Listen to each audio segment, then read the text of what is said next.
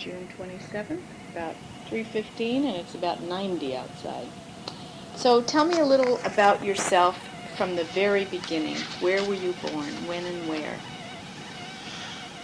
Well, let's see. What I can remember, or what I was been told, is that I was born in the middle of the winter on February 15th, 1920, in the little houses in back of, well, what is now Bollinger Plaza parking lot. There used to be houses back there, and that's where I was supposed to be born. And from there on, well, we went to, I couldn't tell you, I was too small to remember. And That's okay. Don't worry about the... It's okay. You get to think and pause. You were born in Hastings. Where were your parents born? oh, Mother and Dad were born in Hungary. And Dad came over in, I think he said 1913, and Mother come over about a year or two later with my oldest brother and oldest sister. And they were born in Europe. And then Rose, my other sister, and myself were born here in the States. And I don't know where Rose was. I don't remember ever hearing where Rose was born. Rose is one of your sisters. Yeah, Rose is, she is deceased now. So is my sister Mary. And my brother John is somewhere, he moved from Trenton. I think he's down at, there's a place down here in southern Jersey, in the, what's the name of that? I can't think of the name of the place now. Tom's River, that's down around Tom's River. And he's down, supposed to be down there now. Exactly where, I don't know. So your parents were married in Hungary, and Oh, yes. Your father had to come first. Oh, he just came. You probably heard stories of the place was paved with gold, and set out, left his parents there, and came over here and made his own way in the world. What did he do? Well, he was a farmer over in Europe. And when he got here in the States, he did most everything. Like I say, he started farming up at what is now Reynolds Field. And then later on he went down to work in the mills down here in Hastings. He even worked in the, the Hastings Pavement Company. They had it, that was some fire when that thing went up in smoke. All of Hastings was standing on the bridge that you could see the fire from. And he worked, not at the time, I don't think he was there at the time of the fire. That was years later. But he worked down the Anaconda.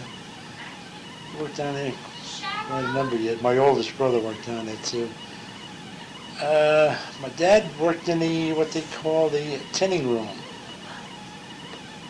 I guess they tinted the copper wire for insulation, I assume, or durance-y of some sort. Mm-hmm. He worked down there quite a number of years, and then from there, last part of his life, he worked down at Zinzer's. He was making chemicals down there for Zinzer's. So he was a laborer, actually, all his life. But he gave us a good home. That's one thing he did. Brought up his 4 children, gave them anything he wanted. That he could, that is. There's less money they used to make. Those days were really rough. And we moved, let's see, I think there was about, we lived on Railroad Avenue for a while, which is now South Side. And then we moved up to Warburton Avenue, down across the Irish Flats. We lived there for a couple of years, I guess. That's about it. Where was that? The Average Flats? Or- Irish Flats. Irish Flats. Okay, right. Irish, what they call the Irish Flats today. Well, them years too. I guess why they call it the Irish Flats, because all the Irish people seems to settle down in that neck of the woods. And from there we moved to top of Washington Avenue. Yeah, we moved to I forget the number. We rented a place, Mr. Storm, just at the almost the top of Washington Avenue, and then from there we moved down to where Mother and Dad bought the house on 46 Washington Avenue, which is almost directly across the street from the Society, Historical Society, and of course Mayor Steinschneider. And that was back, I believe they said they bought that house in 1927. And we lived there, well, we lived there until, well, let's see now. I got married in 55, and I lived there. I think we came up to Ravensdale Road in 60, bought this house in 66. But Mother passed away, my Dad passed away in 53. Mother passed away in 68. And Rose passed away in 62. And but their mother lived on Washington Avenue until she passed away. But I used to go down, at least 5-6 times a week to see that she was all right. In between my own family and working, I used to run down there, see how everything was. But we enjoyed it. We had a good life. Mm-hmm. The house on Washington, was it a one-family house, or? No, we had it was, actually when they bought it, I believe it was a two-family house. And when we moved in, they renovated the attic room, and we lived up, believe it or not, things were tough. We lived in the, what we made the attic into an apartment. There was one big bedroom, one big living room, a bathroom, and a huge kitchen. And believe it or not, the 6 of us, 4 children and Mom, Dad lived in that, while renting out downstairs the other 2 apartments. And then... So there were 3 families in the building? There were 3 families in the building at that time. Well, then we started wanting to get down. The children wanted their own place, so we moved down to the first floor, and we rented out the attic apartment. And of course, the second floor was always rented out. Well, when I first got married, I lived in the attic apartment too. And then the girls came, and we moved down to the second floor apartment. And every time we moved down, we renovated the place, made it more modern. Dad put heat in the place. We didn't have any heat in the place when they bought it. Dad put the heating system in, and I think we had they had electricity in it when we moved in, I think. I'm not sure. But every time we renovated the place, we could, when we broke into the walls, you could still see the old gas pipes there, that they has gas lighting on the walls. And Dad did a lot of work, and I learned a lot. I learned a lot from him. The short time he was with us, when he wasn't home, he was working. He was home, I was gallivanting around. But I learned a lot from him. He taught me everything he knew, what was right and what was wrong. Of course, Mother had quite a bit to say about it also. When you moved into the house, the gas lights were not connected any longer? No, but they were still sticking out the wall in some rooms. They were capped off. But like I say, they were capped off, but they wasn't there. No, just, and when we did break into the walls, we traced them the best we could, and seen that all connections were, really capped up before we took the old pipes out. They were in pretty well shape. Did that house have a garden?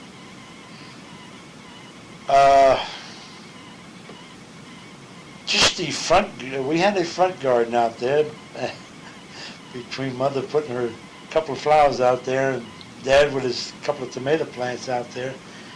But we had a garden. Dad always and Mom always went to up on Euclid Avenue there, Zinz's estates. They seems as though Mr. Zinzer was always giving out pieces of property up there so these people in town could grow their own crops, which was nice. A lot of work to it. Going up there every day, weeding it and watering it, and whatever have you. And I helped out some, that was Mom and Dad's job mostly. I helped a little bit, not much. Do you remember who lived on the first and second floors when you all lived on the third floor? No, gee, I forget who lived on the first floor when we lived up on third. Do you remember any of the tenants any of the other years? Well, when Mom and there was the Kiernans. They lived on the second floor for quite a while. And when Mom and Dad had it, and then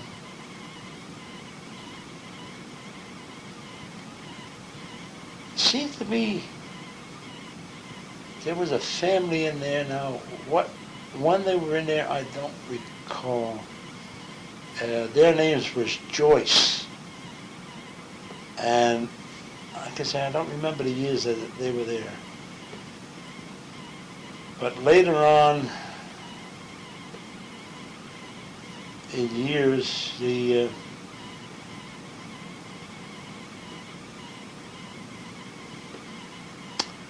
then they're also, when the Kiernans moved out, I forget who moved in after they did, but there was also another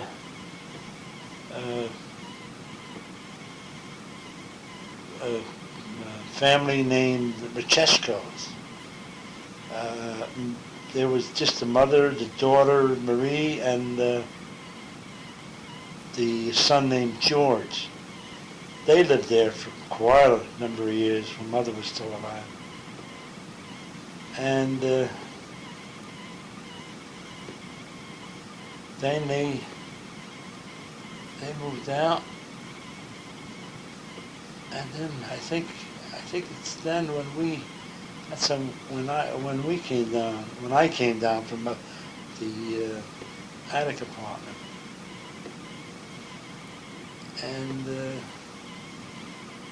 after I left, we left there in '66, come up here to Ravensdale, and what's over there?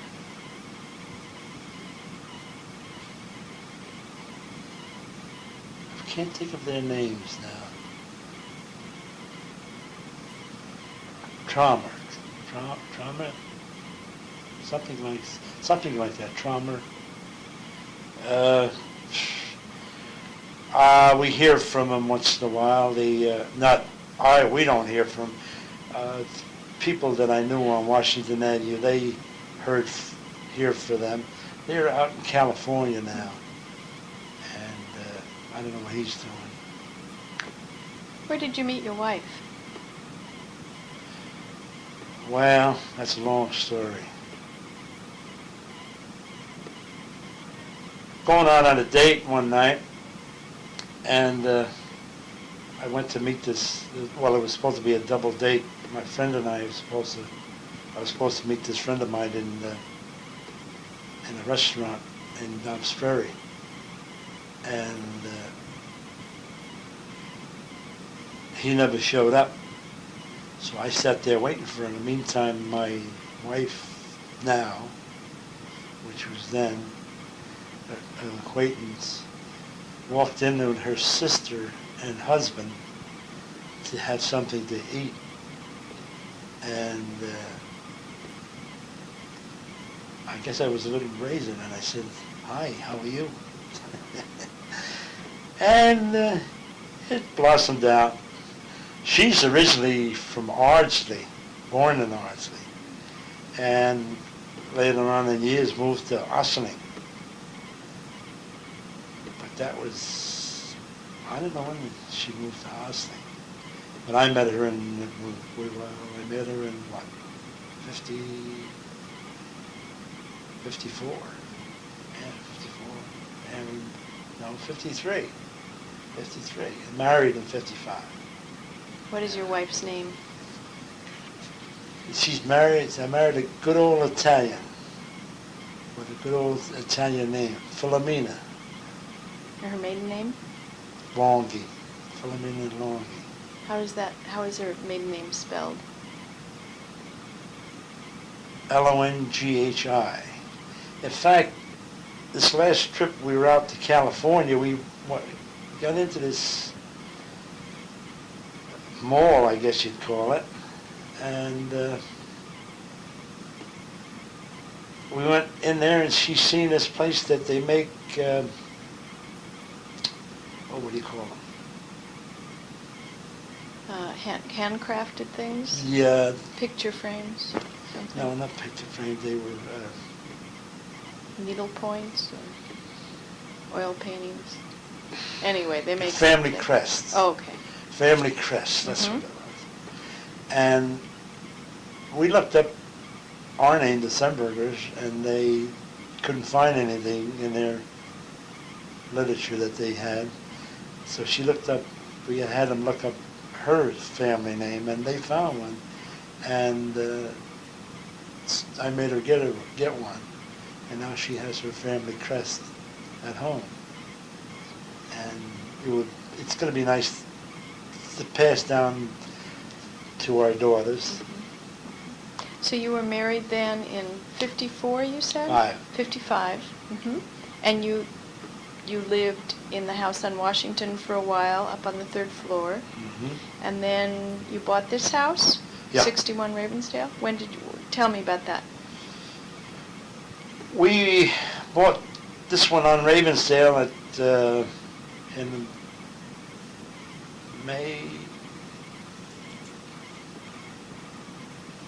I think it was, no, it wasn't May. It was in 66. I forget exactly what month it was. Mm-hmm. But we bought it from the Dwyer family. I believe the mother and the 2 sons lived here at the time. And the Mr. Dwyer and and the daughter, well, Mr. Dwyer was deceased, and the daughter lived out of state. So the 2 boys and the mother decided to sell it, so we picked it up. did quite a bit of work on it, getting it in shape so we can move in. Was it always important to you to buy a house of your own, to live in a house of your Oh own? yeah, I couldn't. I don't think I could live in an apartment. When I was a young kid, I had enough apartments. Even now, living in Florida, we own our own home. We own a 3-bedroom house down there, and we got to fix up nice. It's cozy. It's quaint. It's like I say, it's a 3-bedroom, but it's not small, but it's not enormous either. Like I say, it's comfortable. We enjoy it down there. We do a lot of running around. We come up here to see the girls and the grandchildren at least 3-4 times a year, whether it be coming up by car or whether coming up by plane. We come up. We enjoy it. What took you down there in the first place? Well, ever since we're married, we've been running back and forth to Florida most every year, even when we took our vacations. We always seemed to wind up in Florida. My wife loves hot weather, and I do too, so we just decided to go down to Florida. And like I say, the more we went down, the more we got to like it. It's not a whim that we went down there looking for it. We're down there now. We're into our 8th year already. And Mother always says if it wasn't for the children and the grandchildren, we would stay down there year round. But we got to see the grandchildren. In fact, they keep me busy down there too. Even when I was at work, the guys were telling me I retired when I had 24 years on the job, and I retired and I went down there. The guys at work used to tell me, "Oh, you're going to get bored. You're going to get bored." I really don't have enough time for myself down there. Of course, I don't do as much as I want to do because I don't want to do as much as I had to do. It's a retirement, and that's what it is. If I feel like doing something, I'll do it. If I don't feel like doing anything, I'll wait till tomorrow. Now, I've got a lawn down there. I could cut it in 2 hours, but that 2 hours could take all day. Because I might cut a little bit, and I got a couple of buddies. I got one particular neighbor next door. He's an old coal miner from Ohio and West Virginia, and he's got a home down there. He's by himself now. He lost his wife 9 years ago, and him and I sit in this little wooded area we have down there, and we enjoy exchanging stories. That's wonderful. Let's come back to Hastings. Go back to your childhood. Do you remember in discussions your parents had, was home ownership something that was important to them too?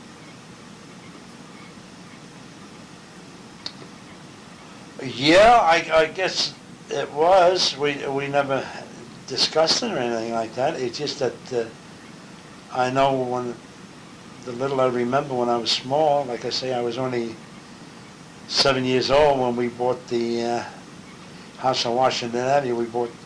Mom and Dad bought it in 1927, and I was only 7 years old at the time, so I don't remember too much of that, but I assume that Mother wanted a house, and so did Dad, and that's what they went out on a limb. They didn't have any money saved, very little, if any. Later on in the years, we never discussed any of that financial status. I know when I was 9 years old, I was a very sick lad. In fact, I was in the old hospital. There used to be an old hospital over here on Sawmill River Road. I don't recall the name of it. And that's where I spent a lot of time. What was wrong? Oh, I had diphtheria for one thing, and I had other complications. I was sick there for about I lost 2 years of schooling.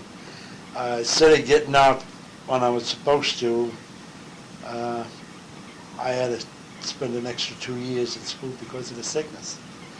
But I graduated out of school. That's what my parents wanted.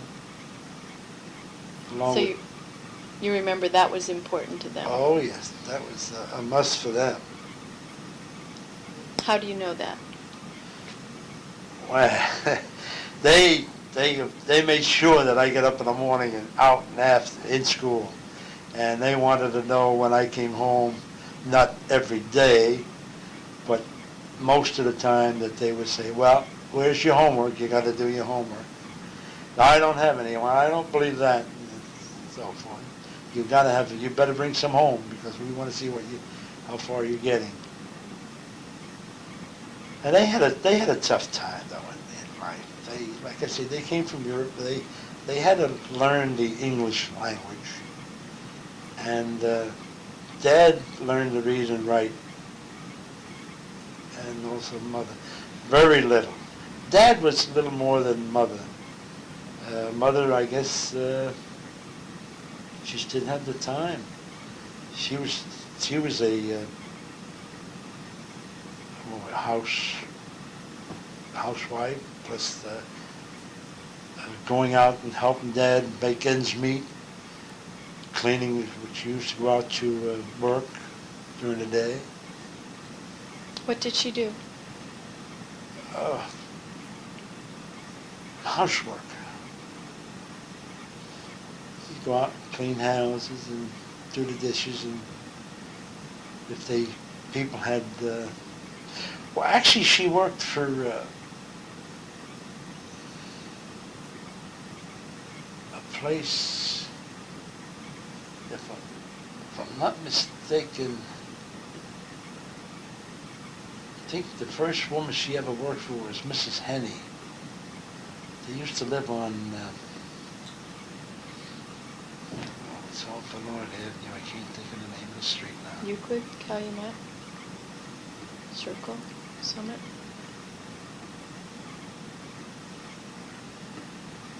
Could be Euclid Avenue. Darwin. Mm-hmm. It's, I think it's Euclid Avenue. Right on the corner, there used to be an empty lot. I don't know if that empty lot is still there or not. I haven't been up there quite a while. And they lived in the first house on the right-hand side on Euclid.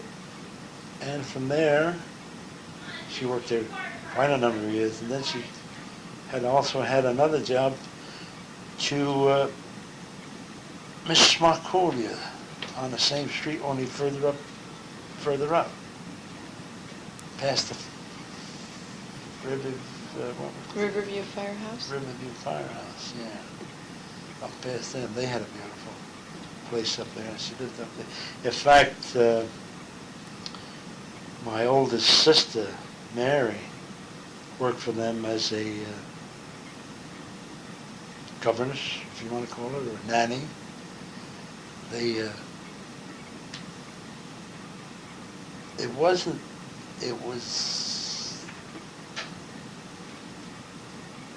Ted was, her sister's son, and something happened to her, and they got custody of him, and they had my sister Mary up there at all times when they were small. In fact, they even took her to Florida with them when they went down, just to watch the baby, Ted. And that was quite a number of years. Then, of course, Ted grew up and they didn't need a nanny anymore, so. But Mother kept working there quite a while after that. Then, of course, old age catches up to you, and she left. Mm-hmm. So tell me about your career, the working part of your life. Oh, When did you start? I've done most everything. Yes, I got one thing to say. The good Lord was good to me. He gave me 2 good eyes, 2 good hands, and half a brain anyway. And I've been getting along pretty good. I've got out of school. In fact, I don't know if I should say this or not, because the teacher in school, especially Mr. Yard, he was the industrial arts teacher, and I took up industrial course, of course, and also architectural drawing, and I liked it a lot, very much so. So much that in fact, there was another fellow with us, in the same class as I was. His name was Paul Bragnitz. He was there also. And between the 2 of us, we finished architectural drawing, believe it or not, in 3 years, a 4-year course.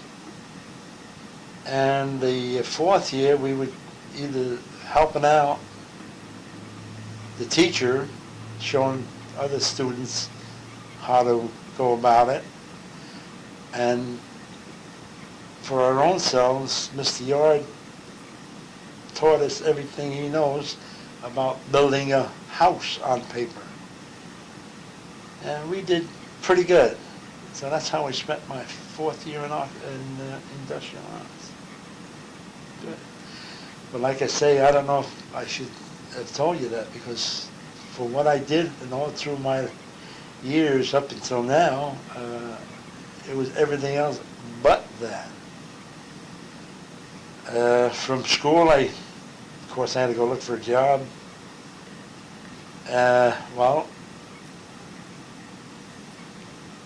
Right, okay, but I forgot to tell you about the stores I used to work for. Oh yes, let's hear. You want to stop back that far?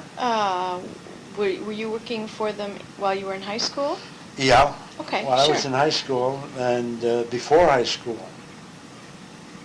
I worked for this grocery delicatessen on the corner of Main and Warburton, called the Fountain Dairy at that time. And the owner of the store was Harry Spiegel. And of course, he was in competition with his brother that had a butcher market and a grocery store across the street named Al's Market, where Sebo's Bar and Grill, or what is it today? What's the name of it? I think it's the Comedy Time Club. Out? Oh, Comedy Club now. Comedy Club now? That's where they had competition. Right, and that's, let's say, so that people will know years from now, it's pretty close to Washington Avenue on Warburton. What's that? The old Al's Market. You mean where Al's used to be? Mm-hmm. Was it near Washington Avenue? Oh no, this was on across the street from by the traffic light, by Main Street. Okay. Well, that was the fountain. No. Oh, Al's Market was Market also was there. across the street Okay. where the what you say the name of the club was? You had mentioned the Time Out. No, that's on this side of the bridge. Okay. That's what I thought that place was. That's on this side of the bridge. Okay. Now this is on the north side of the bridge. North side of the bridge. Okay. Across the street from the diner. Oh, all the right. restaurant. Mm-hmm. That's where Al had his store, but I didn't work for Al. I worked for Harry. Well, Harry, when I went to work for Harry, all he had in there was dairy products, and a little groceries. Yeah. dairy products and a little groceries in there. And, I don't know how many years I spent with them as not as a steady job, as a part-time job. That he built that store up from that, which, by the way, that's when you can get a good piece of tub butter. Ever hear of tub butter? That you can cut out of the tub. I got so good that I can cut out a tub of butter pretty close to a pound, right on the nose. And he went from just dairy and groceries. He put in a refrigerator. They used to have an ice compartment to keep the dairy products cool. He put in a refrigerating service while I was there, and also he put in vegetables, a bigger, how ever fitted in there, Lord only knows. He also put in cold cut department and beer. So he did pretty good while the years that I spent there. Well, there's another fellow that worked there with me. He used to, but he was steady. He was the delivery boy. Them days they used to deliver your groceries for free. Today they don't. You either take them yourself or you don't get them home. His name was Paul Storm. He's the fellow that we lived in his mom's house up on top of Washington Avenue. And I did outside of delivering papers that like the Hastings News when I was smaller. And that's about it. The papers in the grocery store in town. Then when I got out of high school, I went to work for Lord and Burnham's. When I got out of high school, I didn't work there too long, though. I think about a year. That's about it. Then war broke out, and I picked up my shoes and went down to Whitehall Street and enlisted into the Air Force. This was in January of 1942. And I spent, a little better than 3 years in there. I would have stayed, except I guess my love for Mom and Dad was so great that I come out. Because I enjoyed it. I always was a lover of aircraft. I still am. Still think about it, talk about it, read up as much as I can about it. But it's getting too sophisticated today in comparison. What did you flew planes? Were you No, a pilot? I didn't fly them. I was the, when I started out in the Air Force, I went from Camp Upton, I went to Selfridge Field, Michigan. I spent 6 months up there, and I couldn't get into school because they went by alphabetical order. And by the time they got to the S's, school was full. And so they told me to take second best, which of course, a young fella, I like to drive, so I wound up being a driver. So they gave me a truck of more or less, you call it your own, you had to take care of it, like your own. You didn't own it, but you maintained it and everything. And I drove that up there for a while. Come down and we moved out of Selfridge, come down, I got into what they call the 80th Fighter Group, and that was the 89th Fighter Squadron. And we moved the lock, stock, and barrel from Selfridge all the way, we come down to,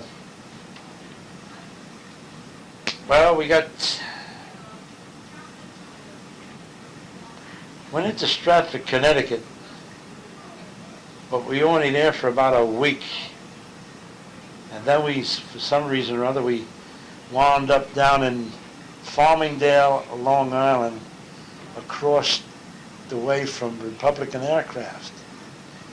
And the pilots that we had were flying out of Mitchell Field at that time, getting their training out of Mitchell. So we worked out of Mitchell Field, and then from Mitchell Field, we went overseas. We were supposed to go to Africa, and somehow or other, we never made Africa. And we hung around a little longer, and we wound up in India. So the 80th Squadron, 80th Fighter Group, I should say, wound up down in Burma. Meantime, I transferred out, and I went into the 51st Fighter Group of the 16th Fighter Squadron, which was part of the Flying Tigers. Well, it's a what would you call it, a set off? The Flying Tigers became part of the U.S. Air Force when war broke out. There was no more AVGs, which is the American Volunteer Group. They became the 14th, what we call the 14th Air Force today, which they're still in existence in Dobbins Air Force Base in Atlanta, Georgia. And I was over there in the CBI for about two and a half years. I came home, and like I say, they wanted, I'm getting ahead of myself here. I was a truck driver when I went overseas. I met a master sergeant over there, and he was in charge of engineering. And of course, they say a good soldier always bitches, and that was me. And he asked me one day why I was so much in a bitchy mood, and I told him that I don't want to become a truck driver. I didn't join to be a truck driver. I joined to become a mechanic. And with that, he took me under his wing, and he put me in engineering, which is part of being a mechanic, where they do all the major repairs. And from there, I became one of the top mechanics without any schooling. But like I say, it's the same old story. If you love what you're doing, you just put your mind to it, and it can be done, really. So you came back to Hastings. Oh, came back to Hastings and hung around for a while. What year was it? Oh, let's see, the end of 45. Mm-hmm. Came back, hung around for a month or so, then went back to work. Where? Back to Lord and Burnham. Didn't like it. Went to Chevrolet. There about a year. Didn't like it. So I went out on my own, come out of there, and I went to work for a carpenter, being that I had a little woodworking experience. And I worked with him for about 4 or 5 years. What's his name? Oh, I don't remember what his name was. What was his name?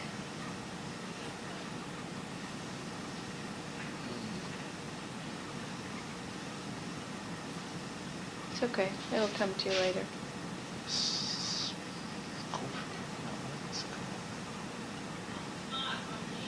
forget what his name was. Okay. So worked with him for 4 or 5 years. Yeah, he used to leave me in, gave me a man, and left me in charge. We did a lot of renovating, more or less. And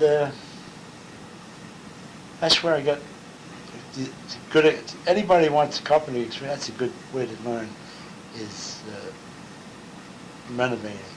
You really learn. And you got to know when you start what you're doing, because you can have a house collapse down on you if you don't know what you're doing. You're doing work around Hastings? Oh, yeah. Let's see.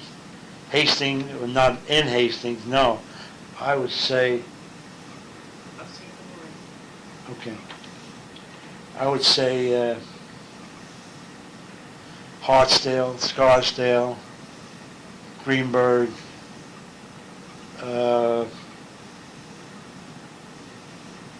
New Rochelle, places like up there.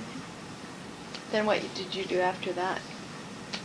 Well, then my brother-in-law went into in the painting business, and he asked me if I wanted to go would like to go with him, and I said, okay, we'll try it.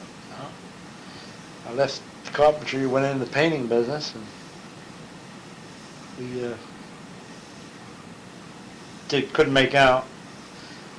We couldn't have too much competition. We were doing excellent work where people didn't want to pay for that, so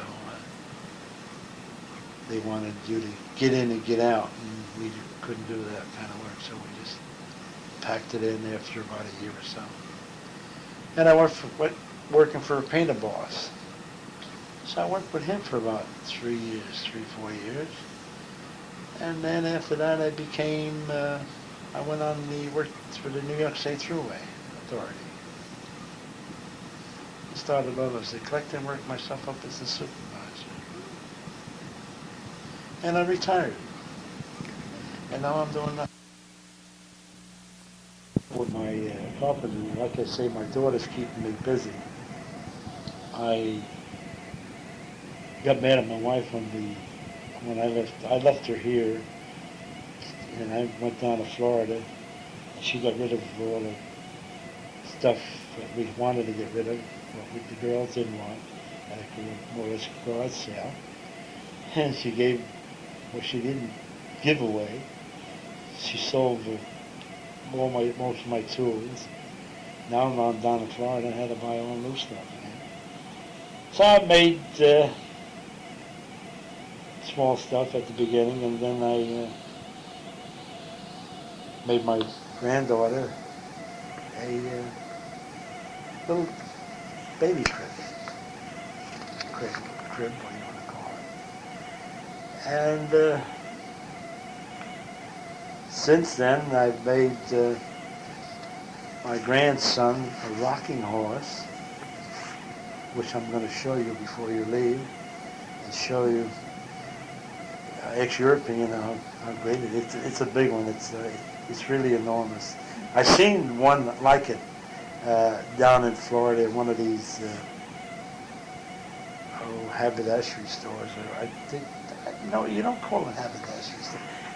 It's a store that they have all kinds of antique and rustic furniture in there, and knickknacks. It's really great, and I've seen it in the mall, one down there. And I looked at that and I said, man, I'm going to build one of them one of these days. And no plans or anything, and I built the rocking horse. It's my own thing. I bought plans, but the plans were so small that, now maybe a 6-month or 8 or 12-month-old baby can get on it. But my grandson is now what? Well, when I gave it to him, he was 4, I believe. 4, about 3.5. And he couldn't even get it on it. That's how big it is. But he rides it now. And then, of course, I made the granddaughter a table and 4 chairs. They're using that every day. They had their suppers and lunches on it, watching TV. And this last time, this new granddaughter, my daughter Cheryl, my oldest, is wanted a cradle, baby cradle. Wanted me to make one. I said, "You're crazy." I said, I can't make the cradle. I said, I don't have any plans. "Oh, Daddy, it's easy." "Yeah, Daddy, it's easy, Daddy." "Oh, and besides," I said, "you're only going to use it for 3 or 4 months." I said, "and then you're going to stick it up in the closet somewhere, and that's going to be the end of it." No, I don't." I said, "I'll buy you one." She said, "No, I don't want you to buy one." I said, "No, I want you to make it." So I sat down and made her one. I even surprised my own son. Tell me, how many children do you have? Their names I've and... got 2 girls. My oldest is Cheryl, and my youngest is Joanne. And Cheryl has the Danny, which is 5, the boy, and she just had a little baby girl, which is about 3 months now. Yeah. And Joanne, my youngest daughter, has 2 girls. Melissa, which is 5.5, and Nicole, which is 1.5. And I'm sorry I didn't take you out to see the 2 of them. Well, you seen one of them, Melissa. That was Melissa. That's our old. The other little one was sleeping in the car. We didn't want to wake her up. And Danny, I think he's out swimming no, I think he went to the movies with the boy next door. Tell me, I understand you belonged to the South Side Club when you lived here, No, is that right? for some reason or other, I never joined the South Side Club. I don't know why. I knew 90% of the fellows, and I just never joined them. When I was growing up, I hung around with the guys on what we call a Main Street gang. That's usually what you call it? It's not actually no gang. It's a bunch of guys that used to get together, and I don't know why. It just so happened. Maybe it's because of the families that live. Well, no, I can't say that either, because Stanley Bertachowski, which lived next door to me on Washington Avenue at 48, he belonged to the South Side, but I don't know. I went to school with his brother Joe, and but Joe was married off, and I'd never seen him that much. And Stanley, and I never buddied with that much. We talked to one another, and we're good friends and all that, but we never buddied. Well, later on, I think we stopped buddying after the war. When we after we come back, we started buddying for a while, and then I don't know, somehow or other, I just drifted away and went to Tops Ferry, where I met a bunch of guys that I got in good with, and we just got there. And, Tell me more about the Main Street gang. oh, they were great. There was 3 fellas that lived in just on the other side, on 50 Washington, which is let's see, what is that now?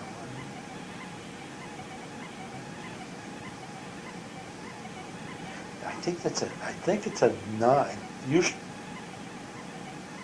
I think it's a 9-family flat. Mrs. Locke used to own it on 50 Washington Avenue. And in it, on one side was made, I think of the side, 2, 4, I think there were 6 apartments on one side, and there was only 3 apartments on the other side. And this family, called Malala family,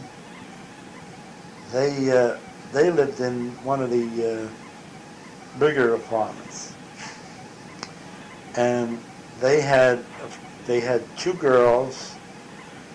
Josephine was the oldest, and she was often married. So actually, I know she died at an early age. She was a very pretty girl. Then there was Viola, which was the baby, and then there was the boys.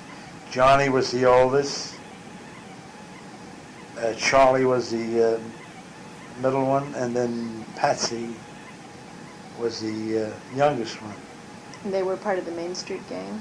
And they more or less were over there, so I guess it was them that we got in with, and I went over there with them. And Where did you hang out? Oh, more or less on the vets, really. We sat on these vets. There's a story you should know. We used to, that was our big deal, sit on the vets and shoot a bag. And we pool our money, believe it or not, and see if we can get a quarter of 25-cent piece. And we go up to Veday's Bakery.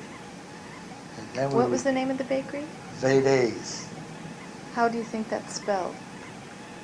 Gee, I don't recall. V-A-D-A? V-A-D-A-Y. V-A-D-A-Y, yeah, okay. This,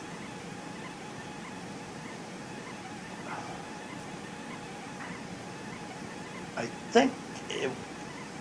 think the Veday's was where the old post office used to be, almost across the street from St. Matthew's Catholic Church. Mm. We used to pull our money and get a quarter up and go up to Veday's and buy stale buns.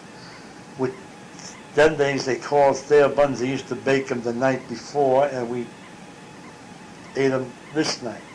In other words, they were that day's cakes. And we used to share it. We sit there and just eat the cake. And of course we used to play mummy peg. Come home with dirty noses. We used to play with a knife, stick it in the ground. I don't know if you ever heard of mummy peg. And then we used to get a lollipop stick and just tap it into the ground. And then you had to pull it out with your teeth. And then of course we were naughty at times too.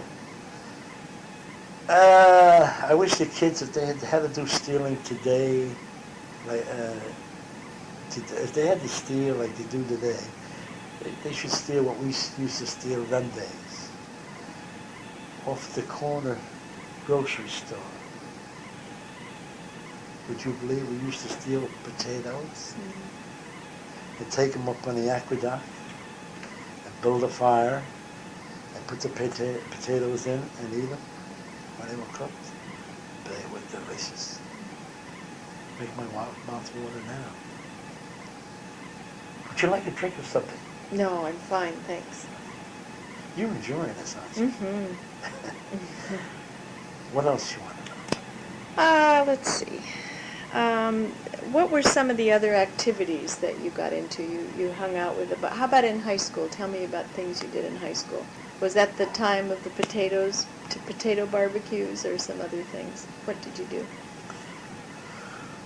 When I was going to school, not really. I come out of school, I used to play a little baseball, but that's about it. Not much of anything. Never went into football. Didn't like it. And we used to go up, up to Three Islands, what they call Three Islands up there. Used to go ice skating up there. Where's that? Up, what is it? This side of Children's Village. You have to go up. Sugar Pond? Sugar Pond's under the bridge. Mm. No, we never went down there. Well, the pond right behind the elementary school now? That one? Behind Children's Village, anyway. Behind Children's Village, Okay. up by Children's Village. what we used to call 3 islands. There was 3 islands in the middle of a big swamp. They used to freeze over. In fact, they used to cut ice out of that, put it up in the ice house and back up there. We used to climb in there.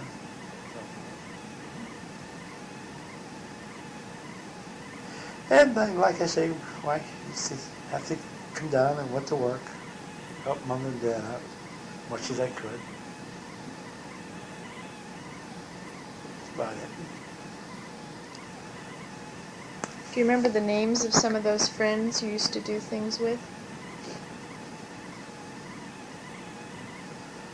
Oh, you're going back so many years, it's hard to remember. Well, you mentioned the Main Street gang, so there were those. Oh, there was a Salvaggio in there, and then there was I can't think of their names. They were at least, I'd say 4 years older than we were. But they used to chase us. They used to gamble a lot in what they call the tin garages back there. Back where? And back at the, off of Whitman Street. And then days, Whitman Street never used to go through. There used to be it used to be barricaded, Whitman Street. It was 2 halves of it. You never.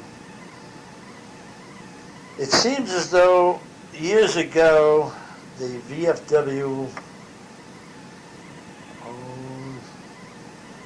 World War I vets, bought the old building up there, and when they bought the land, it went across that street and owned even into that where that house is now.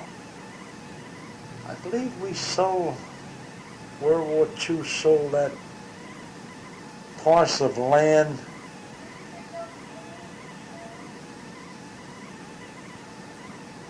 to the people that live in there now that built the house. They put a house in there. And years ago, we had to, the only thing the law required is that we took that barricade down for a period of 24 hours a year. Otherwise, it was always closed. It was never a true fair. But now, since the village has taken over that road, which I think was given to the village by the VFW, and they have a true street now running from Maine to Millard.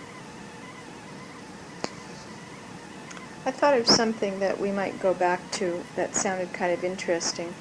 You had mentioned that your dad, I think you said it was your dad, anyway, you had mentioned a farm that was, the piece of property was very, very large and stretched from Reynolds Field to someplace else. I'm not sure. Could you tell me about that? Well, like I said, I don't know too much about that. I wasn't even thought of at that time. From what I can remember, and Kitty Brown has mentioned it, and it brings back some memories of what she said was from the aqueduct, which is by the aqueduct I'm talking is by the 5 corners. And from there, there used to be an old stone house, which I think she referred to as the gatehouse. From there now, all the way back up until at least where the swimming pool is today. That all was farmland. It was farmland. Oh, I see. Mm-hmm. Yeah. That's what I can remember them saying. Do you know who owned that farmland? No, I couldn't tell you who owned it at that time. Like Kitty said, they could have bought it for $3,000 and They didn't have 2 nickels to rub together, let alone $3,000.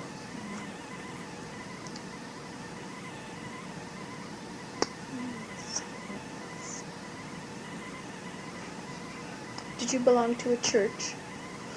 Oh yes, belonged to St. Matthew's Church all our lives, all my life. St. Matthew's, yep. Made your communion there? Mm-hmm. Do you have any memories about that day? No. No, I don't. How about confirmation a few years later? The only thing I remember then is when I used to have to go to Sunday school. Oh, tell me about it. Oh, that really to tell you. Everybody that used to hate it. Used to go to 9 o'clock mass and then go to Sunday school for another hour. But you had to do it, and we did it. Who was your teacher? Oh, I can't remember. The only one that I don't remember him. I remember the name. I can't place him. His Father O'Keefe. That's going back a few years. Since then, they had quite a few.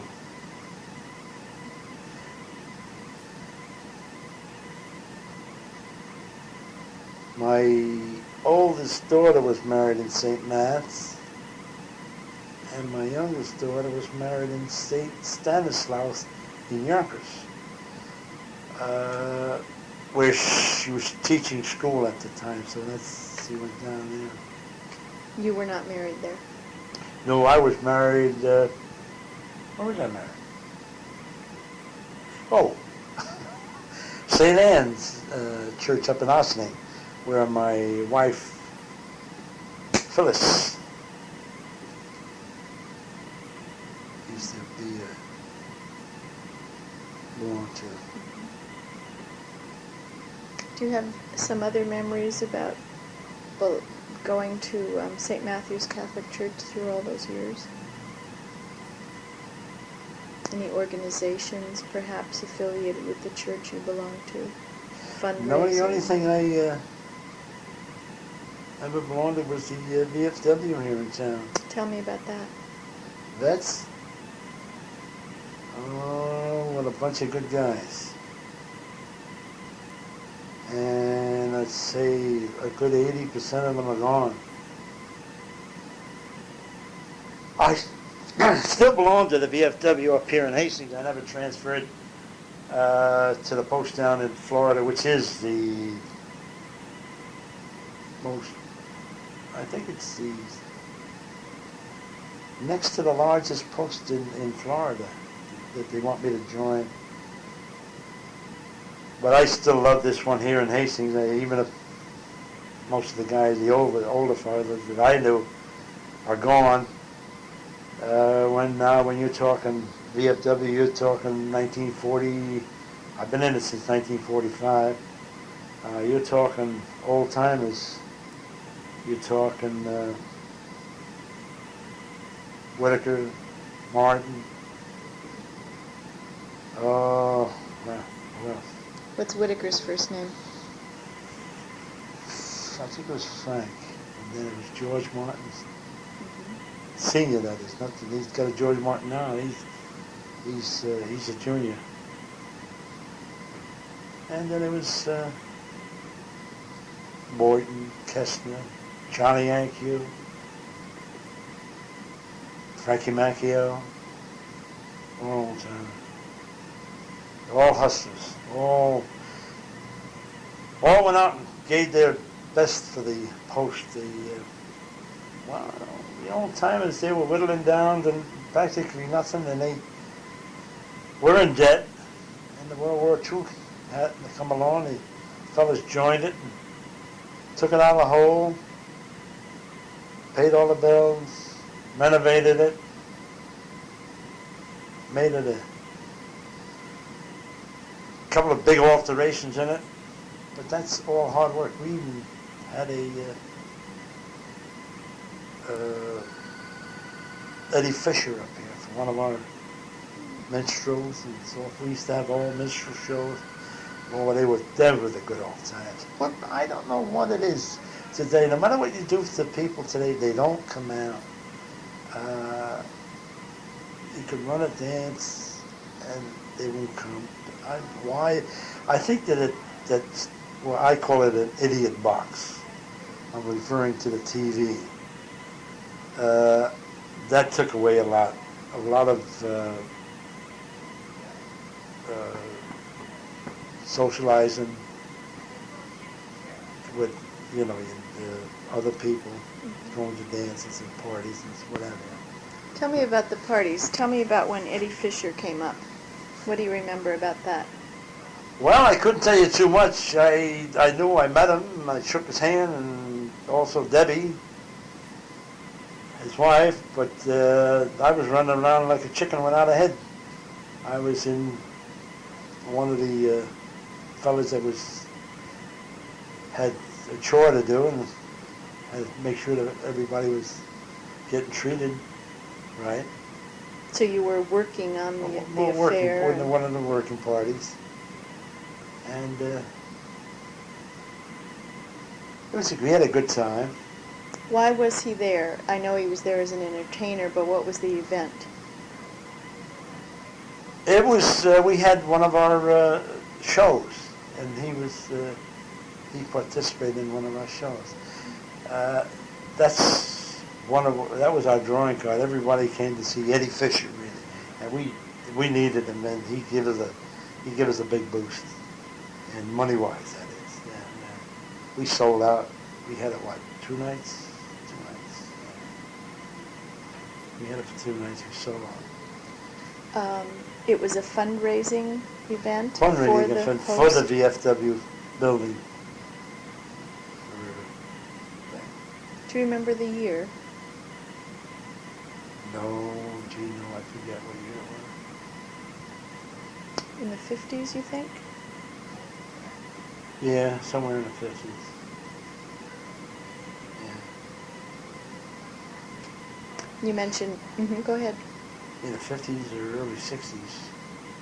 Because I became commander in 69, which was our 50th anniversary. We had what we called Operation Pride, and we had a big time in town. We had West Point, the Navy up in the river, come up the river here, and I wish I had my notes here. I had a whole bunch of notes. I could tell you most everything that happened that day. Being commander, I had a good working crew, a damn good working crew. And that helped me along with it, and they went over big.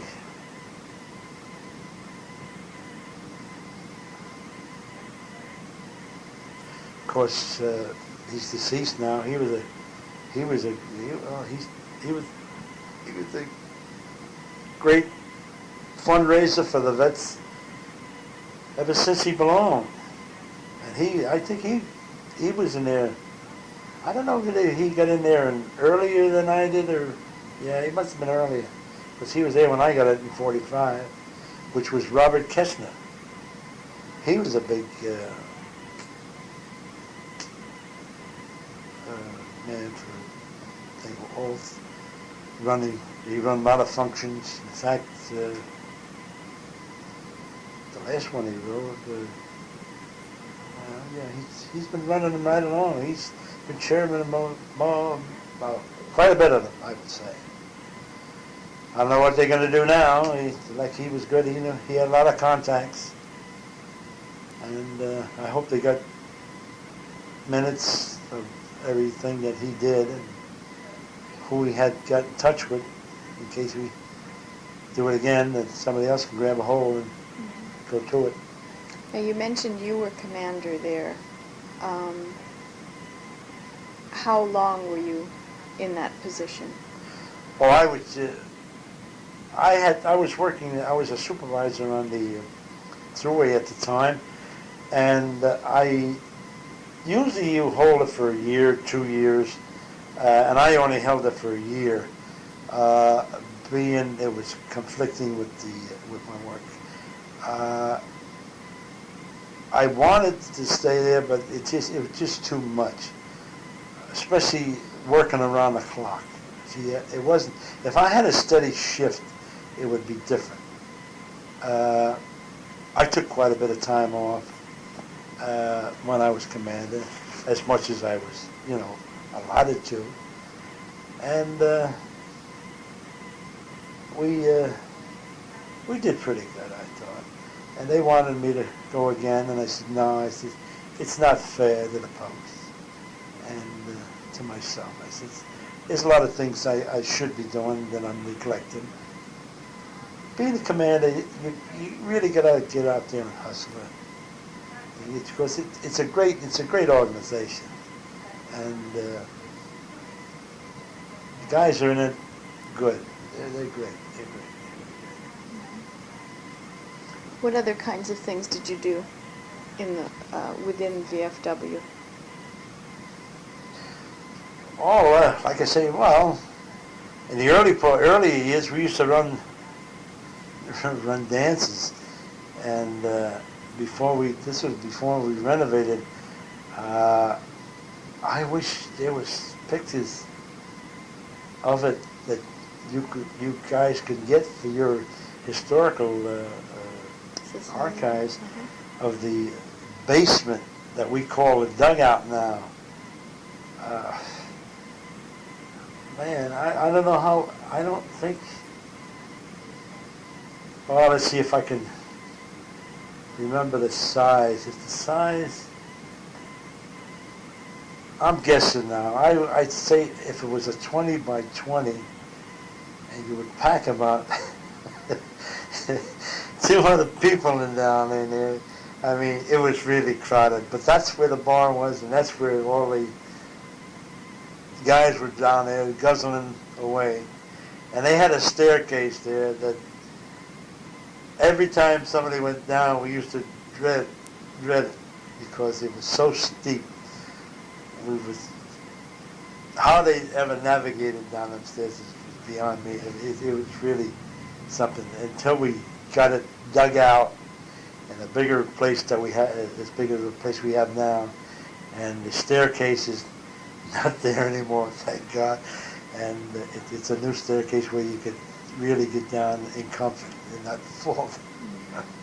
You thought you were going down a extension ladder when you were getting down there years ago. I'm talking back in, right into the wall, 45, 46. Yeah. There's a lot of things been done in that place since the hall has been redone.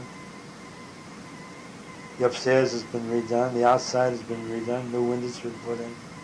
Been a lot of work done on that house to trying to keep it as close to what it was, the original structure of it, and architectural part of it.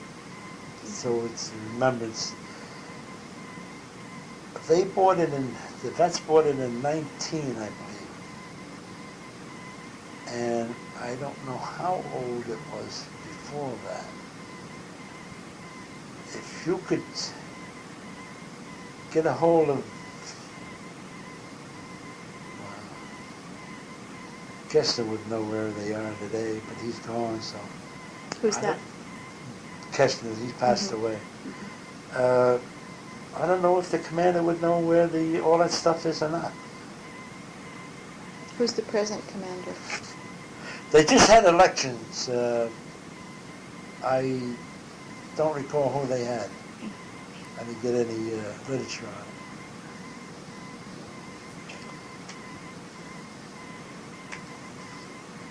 So you had dances, and there were fundraisers, and just general getting together of all the men who were members. Was there a meeting night? Oh yeah, we used to have meetings, twice a month? Then it went down, now it's down to once a month. And that was enough because, and of course you had, when you had your committees, they had their own, meetings. And the commander would usually sit on all those committees if he was needed. If he wasn't needed, he would be somewhere else. And the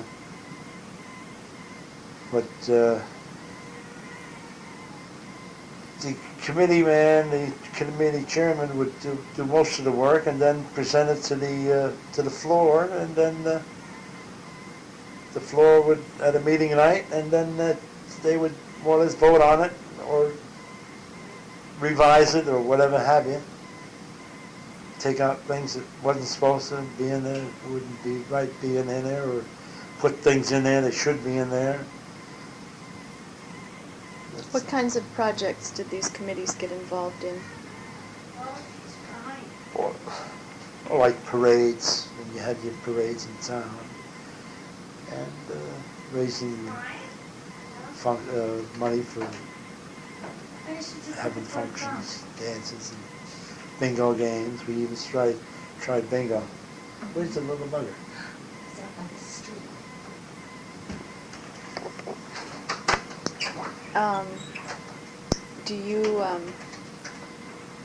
Were you involved in those parade committees? Did you work on the parades? Not really, because like I say, the last 24 years, I couldn't get in. I was lucky I could make the parade. I had to either take a day off or take a personal leave for the day, so I can, be there. Because like I say, the job would take up, it was like crazy hours. Mm-hmm. We used to have, we started, we also started what we call a Friday night club, just for the members to come down. And who'd play cards, who played shuffleboard, and who'd just sit there and chat away, talk about what they did in the war, and call each other liars, and get away with it. Nothing ever became of it. It's just good old friendly argument.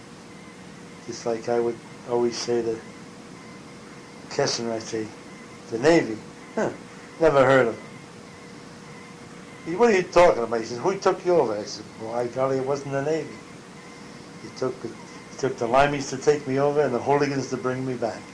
It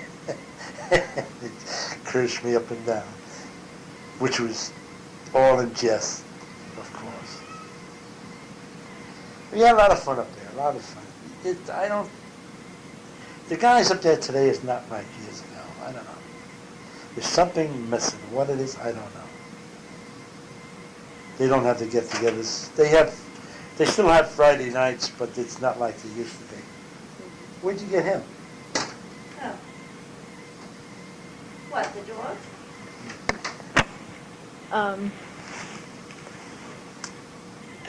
So Friday nights. So the men are different. Are they, the men who are down there now, are they from another war? Is that the difference?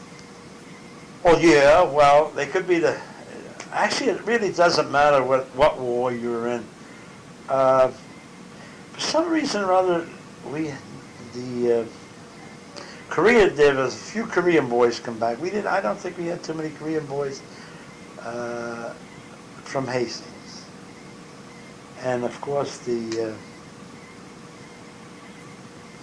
Vietnam War, I don't know, those guys, they got a raw deal. I think they got a raw deal, that's in my opinion.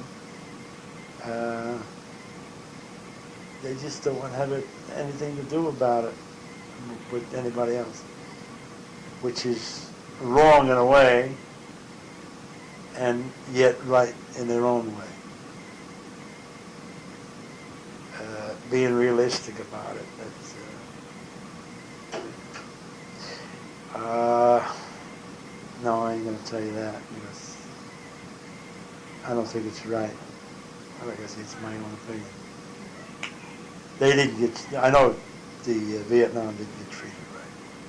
That I'll tell you right outright. But I can't see where the Legion and the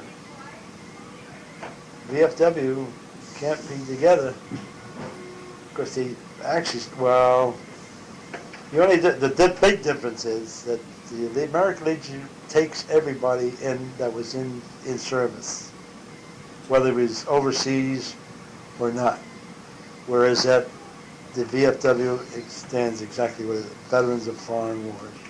You have to fight outside the continental limits of the United States. And but we get along pretty good together. At one time, a few years back, both posts were dwindling down, and they wanted them to put them together. And I don't know, it just fell by the wayside. I don't know. Well, I remember one incident back when I came back from overseas. I was relocated again. Incident down, I remember back at Mitchell when I came back from overseas. I got relocated back to Mitchell Field again, luckily. And the day I walked in, I was assigned to an outfit, which was a transit outfit, and crewing an airplane. And I met a tech sergeant there who was in charge, and very sarcastically, he says to me, "You're one of those overseas boys. You don't belong on this side, you belong on that side." I said, "What are you talking about?" Well, he says, and it's really sarcastic, "For your information, we don't mingle with you boys over there. You all think you're all hotshots." Hey, I says to him, "If you think that way, you stay on your side of the fence, and I'll stay on my side of the fence, and we won't have no arguments." And that's exactly what it was. And I guess that's the way of the world today, again. Did you run into that after that? Were there other people who had that same feeling? Well, those guys that were overseas with me, they said, "Don't let it bother you." The heck with them. He says, the other guys were, they talked to you, but they were not as friendly as the ones that were overseas. I don't know why. But whether they had some kind of ill feeling against us for some reason or other. All we did was our duty. We were called to go overseas, and we went overseas, and we did what we had to do, and we were very fortunate of coming back alive. And why they took that thing, I don't know.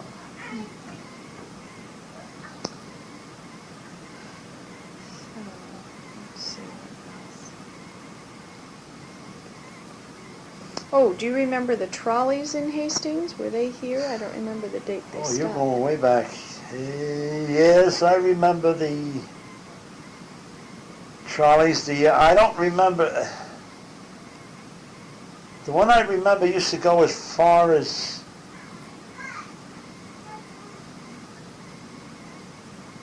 I think it went up as far as the Hook and Ladder, up Main Street.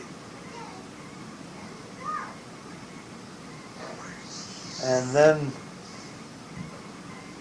it went all the way down, come down Main Street, then come across the bridge.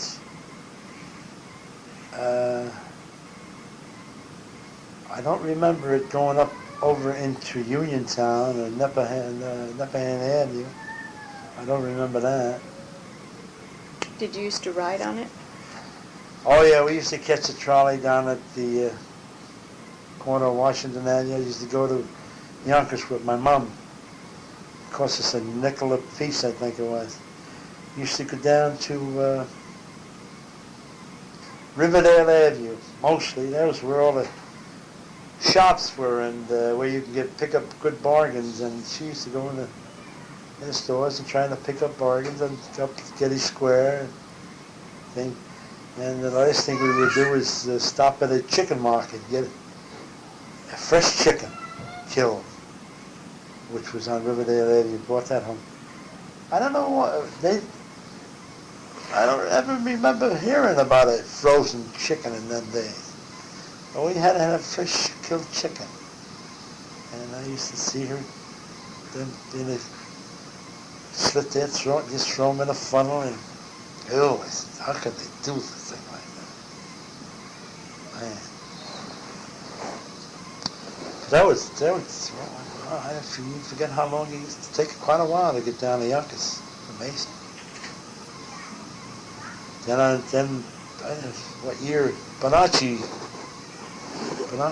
yeah, I think it was Bonacci Brothers bus took over and they came into Hastings. The bus comes up through Uniontown and down Farragut Avenue, and they picked up on Main Street and they took you down over and just made a loop around Hastings, I guess. Mm-hmm. Do you remember playing under the bridge down on South Side, which was then Railroad Avenue? Only when I was real small, vaguely played a little bit down there, not that much. Tell you who used to live next door to us on Washington Avenue in where Stanley Bertachowski lived. In fact, yeah, I think they lived on the second floor. Cutlets. Yeah, they were related to the woman that owned that house down. Hey, Dan.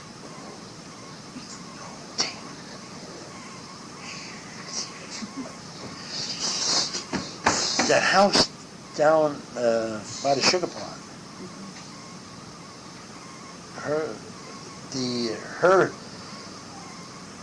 The old woman that owned that house, her name must have been Cutlets too, because her son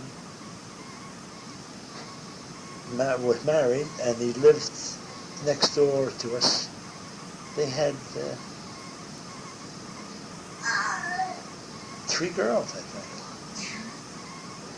3 girls they had, yeah. You know, I think we're about to run out of tape here, and I don't want to finish without giving an official thank you very much for taking this time to talk to the tape and give us your memories of things and the story of your life. Well, I'm sorry I couldn't give you more than I did. We have a grandbaby in here playing, so that's the other sound. That I could remember. It's like I say, if I was more or less prepared for it, I hope to get you some pictures up from one of me, of course, when I was a real young boy, and pictures of my mom and dad and my brothers and sisters. Wonderful. I don't know how you would go about it.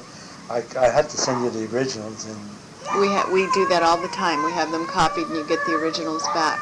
okay, then they wouldn't be just anyway. Very carefully taken care of. Special people do that for us. So, but I want to thank you very, very much. Well, it was a